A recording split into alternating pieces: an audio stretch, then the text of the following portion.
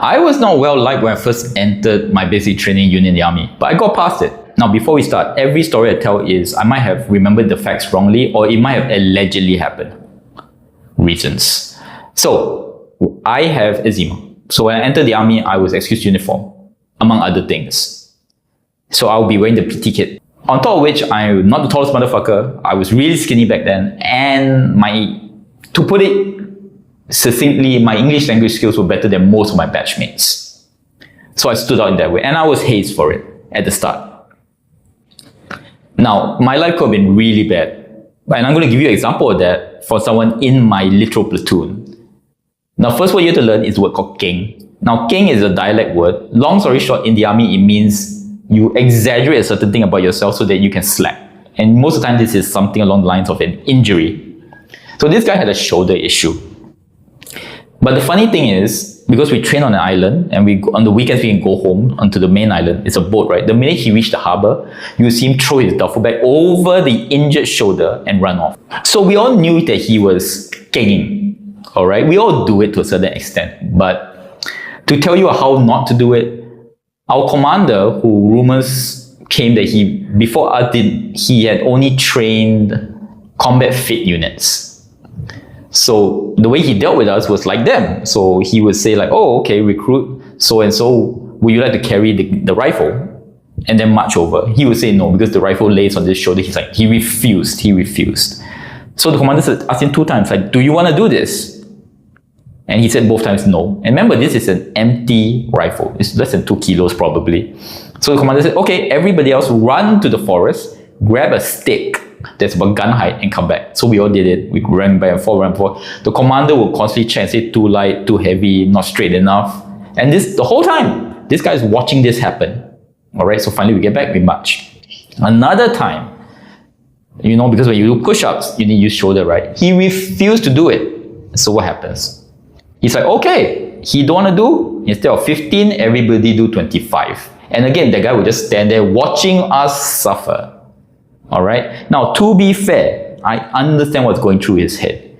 To him, it was like if he shows any acquiescence to the point, he is afraid that then his cushy life with his injury for the rest of his army years, at the time it was 2 years plus, would be removed. But that's not the case, as I will tell my story later.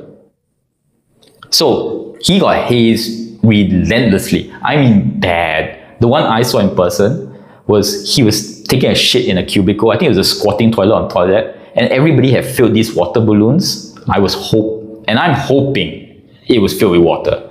And so he was taking a shit, and everybody started throwing the balloons in there, and he was screaming and shouting, and God knows what was happening down there since what he was doing. And he came up crying, and it was really bad. I remember at some point later on, I actually sat down with him and I said, hey, look, we all do it. All right, the kenging.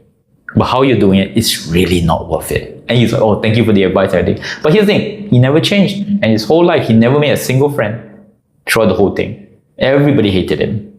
Now you compare that to what happened to me. For me, the commander treated me the same way at the start. He's like, oh, recruit Zhou, but before he even finished the sentence, I'll put up my hand and I'll say, I will do it. I'll put on my SBO, I'll put on my helmet, and I'll do the push-ups.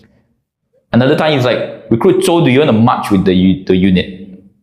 Because if I did not march, probably, and here's the thing, if I did not march, I could take the jeep. But then they probably would suffer, right? So I said, no, I march with my batchmates. From that, there was a begrudging respect by everybody. Now, they still made fun of me for my physical capabilities, all right? Like there was one time in the office, I walked in, and then the sergeants and all actually written, like Bin is the fastest, but I was the last. So they saw it, then they quickly rubbed it away. So they were still making behind my back fun of my physical capabilities.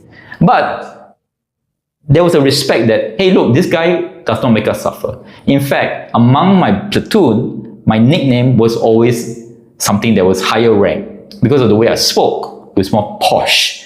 So I'm a recruit, they used to call me corporal. But when it got a bit confusing when the real corporal was there, they called me sergeant.